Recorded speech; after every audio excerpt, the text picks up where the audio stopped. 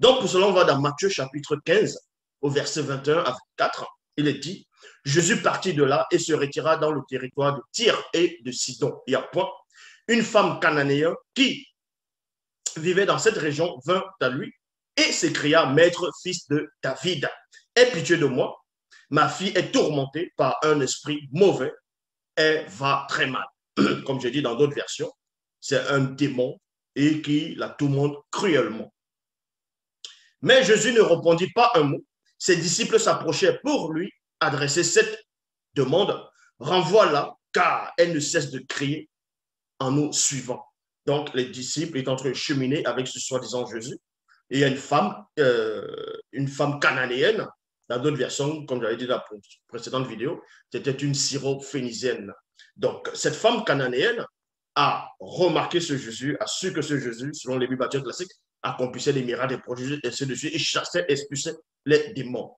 Et sa fille était possédée par un démon puissant, parce que il y a une porte d'entrée qui était ouverte par rapport à cet enfant. Et cette femme va venir voir ce Jésus, va se mettre à crier parce qu'il y avait la foule, il y avait du monde qui était autour de ce personnage, de ce Jésus-là. Et la femme va crier, fils de David, aie pitié de moi. Ma fille est possédée, est tourmentée par un démon, par un esprit mauvais. Donc viens la délivrer, viens l'exorciser. Et on vous apprend que Jésus n'a pas répondu parce qu'il n'est pas venu pour les Cananéens, il n'est pas venu pour les Noirs, il n'est pas venu pour les non-juifs, en fait. Selon les Bibles baptistes classiques, Jésus n'est pas venu pour les non-juifs. C'est en cela où il n'a pas répondu à cette femme-là.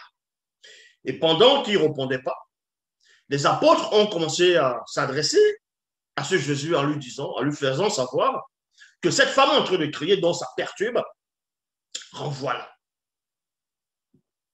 Dans la Bible du Semeur, il est dit, ce à quoi, bon, oui, d'abord le verset 24, il dit ceci. Jésus répondit, je n'ai été envoyé qu'aux brebis perdues du peuple d'Israël. Je n'ai été envoyé qu'aux brebis perdues de la maison d'Israël.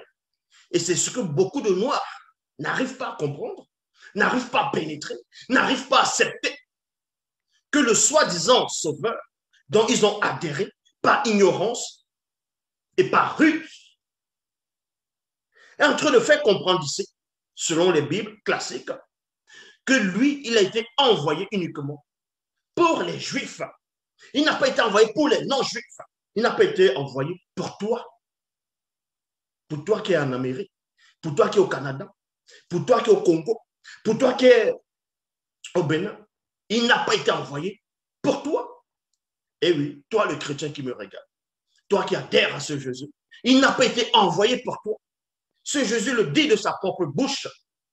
Pourquoi vouloir contourner, essayer de vouloir accepter ce que tel disciple aurait dit plus tard? Pourquoi? Donc, et dans la Bible du Semeur, il est dit, ce à quoi il répondit, ma mission se limite aux brebis perdues du peuple d'Israël. Sa mission se limite parce qu'avant de descendre, comme j'avais dit dans la précédente vidéo, dans Philippiens 2, 59, il est dit, ayant vous les sentiments qui étaient en Jésus-Christ, lequel existe en forme de Dieu, il n'a point regardé comme une proie arrachée d'être égal à Dieu, mais s'est dépouillé lui-même en prenant une forme de serviteur, en devenant semblable aux hommes, ayant paru comme un simple homme.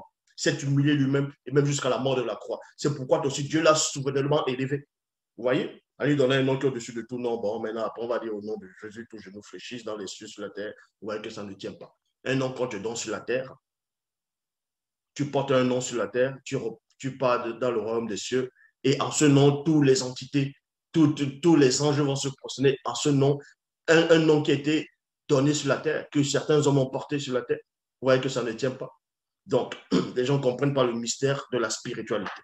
Mais bon, ceci étant dit, on vous apprend ici, selon les Bibles baptistes classiques, que ce soi-disant Jésus, avant de se manifester dans le visible, avant de venir dans le monde, il a reçu une mission, il a reçu une doctrine, il a reçu des préceptes, des commandements qui devaient descendre dans la nation d'Israël uniquement, qui va représenter la grande vigne pour venir chercher des raisins. Uniquement, c'était ça le deal. Il est venu uniquement pour ça.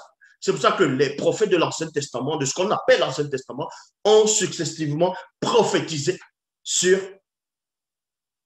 par rapport au peuple d'Israël et que l'Israël sera sauvé uniquement. Selon les Bibles classiques, ça on va le démontrer. Donc c'est pour ça que ce Jésus dit ici que sa mission se limite, parce qu'on l'a limité sa mission sur la terre. Qu'aux brebis perdues du peuple d'Israël, Bible, parole de vie, Jésus répond, Dieu m'a envoyé seulement. Dieu m'a envoyé seulement pour les gens d'Israël qui sont comme des moutons perdus. Donc Dieu a envoyé, soi-disant, Jésus seulement pour un but, pour le peuple d'Israël. Pour le peuple d'Israël. Est-ce que vous comprenez? Et on poursuit ici. Dans la traduction Edmond Stafford, alors il prit la parole. C'est seulement aux brebis perdues de la maison d'Israël que j'étais envoyé. Et après. Maintenant, les Jean 3, 16, que Dieu aurait aimé le monde, que Dieu a tant aimé le monde qu'il a donné son Fils unique, afin que quiconque croit en lui ne périsse pour qu'il ait la vie éternelle. Vous voyez que ça ne tient pas. Est-ce que vous comprenez? Déjà, Dieu n'a pas de Fils unique. Ça, je l'ai démontré. Dans Genèse 6, on parle des fils de Dieu, vu que les filles des hommes étaient belles. Dans Job, chapitre 1, on parle aussi, on parle des fils de Dieu, et on parle aussi des fils de Dieu, c'est-à-dire les fils de Dieu étaient auprès de Dieu, ainsi de suite. Et plusieurs passages, même dans le livre des Hébreux, on parle même des fils de Dieu. Donc, d'où vient que la théorie qui dit que Dieu aurait un fils unique? Déjà, ça, c'est faux.